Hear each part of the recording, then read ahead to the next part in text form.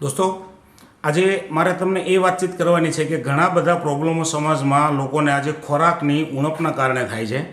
એમાંનો એક પ્રોબ્લેમ છે એલર્જી. લોકો દવાઓ લઈને થાકે છે અને છેલ્લે એનું નામ, એ બીમારીનું નામ આવે છે એલર્જી, કે દવા લેતા સારી થતી નથી. એક એવો જ કેસ હું તમને બતાવી રહ્યો છું સુરતની અંદર. બેનને આપણે એમનું પોતાનું એડ્રેસ પૂછીશું અને પછી એમની પ્રોબ્લેમની જાણકારી એમની પાસેથી મેળવશું. નમસ્કાર. નમસ્કાર. શું નામ છે તમારું? મારું નામ હર્ષાબેન છે. તમારું સુરતનું એડ્રેસ શું છે? કામરેજ 4 રસ્તા, કામરેજ ગામ, કુમકુમ સોસાયટી. ઘર નંબર કેટલા? 440. 440. શું પ્રોબ્લેમ હતો તમને? મને એલર્જીનો પ્રોબ્લેમ હતો. ઉધરસ બહુ આવતી. મતલબ આ પ્રોબ્લેમ શરૂ ક્યારે થયેલો? શરૂ તો 10 વર્ષ પહેલાંય થયેલો.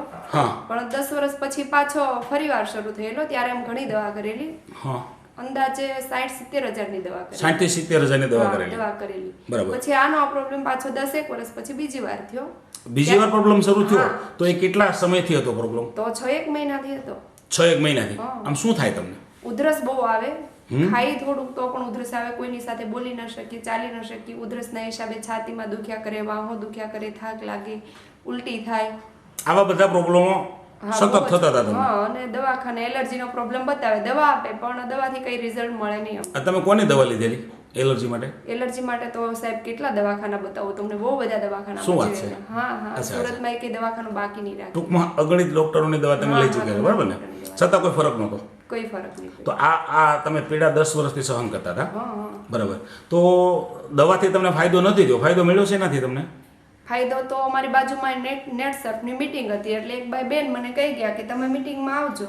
અચ્છા. તો હું ત્યાં મીટિંગમાં ગઈ જાણકારી માટે ગઈ. પણ ત્યાં મને બહુ ઉધરસ આવતી હતી, એટલે મેં કીધું આ બધા ડિસ્ટર્બ થશે, હું ઘરે જતી રહું. બરાબર છે. મીટિંગમાં ઉધરસ આવી એટલે તમે તમારા ઘરે આવતા રહ્યા? હું ઘરે આવતી રહી. પણ મીટિંગમાં જે મેન કામ કરતા હતા ને ધર્મિષ્ઠા બેન હતા, જે અમારા ફેમિલી રિલેશન હતા એમની સાથે. અચ્છા. એટલે ધર્મિષ્ઠા બેને મેં કીધું હું શાંતિથી મળીશ. તો પછી હું ધર્મિષ્ઠા બેનને મળવા ગઈ. એટલે ધર્મિષ્ઠા બેન કે તમે આ ડબ્બા પીવો. એટલે મેં તો ડબ્બાની પ્રાઇસ જોઈને ના પાડી હતી, ભાઈ આટલી બધી મોંઘી મારે દવા પીવી નથી. કેમ કે આટલી મોંઘી તો હું દવા લેતી હતી, મને રિઝલ્ટ નહોતું મળતું.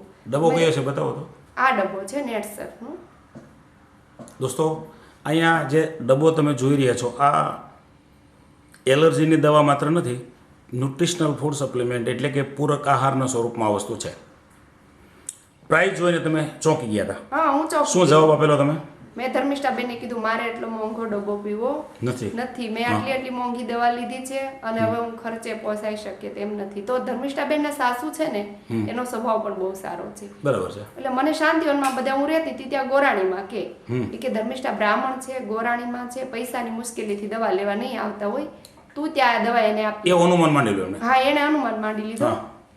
અને પછી ધર્મિષ્ઠા બેન મને 6 ડબ્બા લઈને આપવા આવ્યા. અચ્છા. એટલે 6 ડબ્બાની પ્રાઇસ તો કેટલા બધા પૈસા થાય? 4800 રૂપિયા. હા, મેં કીધું મારે લેવી નથી. અચ્છા. એટલે ધર્મિષ્ઠા બેન કે તમે એક પીવો, તમને નહીં ફરક પડે તો હું ડબ્બા પાછા લઈ જઈશ. મેં કીધું કાંઈ નહીં. ધર્મિષ્ઠા બેન ઓથોરિટી આપી તમને? હા, મને ધર્મિષ્ઠા બેન ઉપર પૂરો વિશ્વાસ હતો કે મારો 1 પણ રૂપિયો ખોટી જગ્યાએ બગાડાવશે નહીં. આટલો બધો આગ્રહ કરે છે, ક્યાં પૈસા લેવાના, પીવા દે ને. હા. એટલે મેં ડબ્બો ચાલુ કર્યો તો 4 દિવસ 5 દિવસ સુધી મને બહુ જ ઉલટી થઈ, બહુ જ ઉલટી થઈ. હા, બરાબર. ટૂંકમાં અંદર જે કઈ કચરો પડ્યો તો, ટોક્સિન પડ્યા હતા, એને બહાર કાઢી નાખ્યો. ઉધરસમાં ફેર ન પડ્યો, વોમિટ બહુ થઈ, પણ મારું શરીર એકદમ હળવું હળવું થવા માંડ્યું. બરાબર છે. એટલે મેં કીધું લાઈને પીવા દે. પાછું મેં વધારે પીધું. મને 10 દિવસ કે 15 દિવસની અંદર ઉધરસ નામથી વહી ગઈ.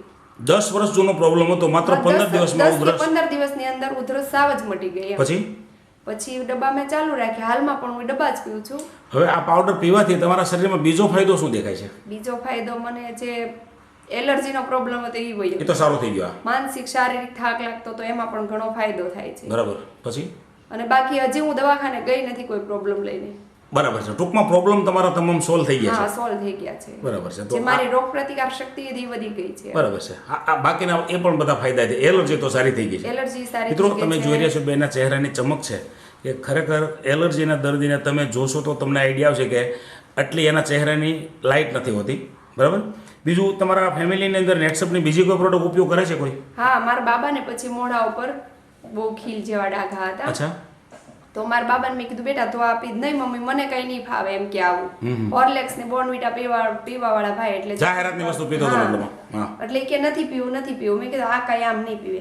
એટલે છુપાઈને હું ડબ્બામાં થી 2 ચમચી દૂધમાં નાખી દઉં. બરાબર. ચા હોય તો અંદર નાખી દઉં, પણ ચા ને દૂધ મિક્સ કર્યું હોય ને એમાં હલાવીને પીવડાવી દઉં એટલે એને 10 દિવસમાં ફરક પડી ગયો. હા. મમ્મી કે હું ટ્યુબ નથી લગાવતો તો મને સારું થઈ ગયું. હા.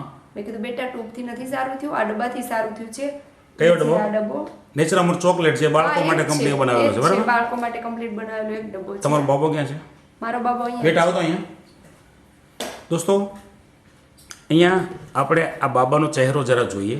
આ એ બાળક છે કે જેના ચહેરા ઉપર અત્યારે એક પણ ડાઘ નથી. થોડી સ્માઇલ આપતો. ઓકે, સરસ. તો આમને બી ફાયદો આ પાવડરથી, ચોકલેટ હા, ફ્લેવર એમને પાવડરથી પણ. થયો છે, બરાબર ને? હા. ત્યાર બેટા, પછી મેં હોર્લિક્સ અહીંયા આવતો. બોર્નવિટા બધું જ બંધ કરી દીધું છે અને માત્ર માત્ર આ જ અચ્છા પાવડર. બેટા, તને આ પાવડર લેવાથી શું ફાયદો થાય છે? મોઢા ઉપર ખીલ સારા થઈ ગયા. બીજું બીજું થાકી નથી જતો હું બહુ. થાકી નથી જતો. પછી આમ જે વાંચવા લખવામાં કેવું લાગે છે? સારું લાગે. સારું લાગે છે ને? ઓકે. તો આ પ્રોડક્ટ યુઝ કરવાથી આમ તમને તો સંતોષ છે ને? પૂરેપૂરો સંતોષ છે. બરાબર. લોકોને સજેસ્ટ કરવી જોઈએ આ વસ્તુ? 100% કરવી જોઈએ. બરાબર છે. તો તમે જે માહિતી આપી છે તે બદલ તમારો ખૂબ ખૂબ ધન્યવાદ.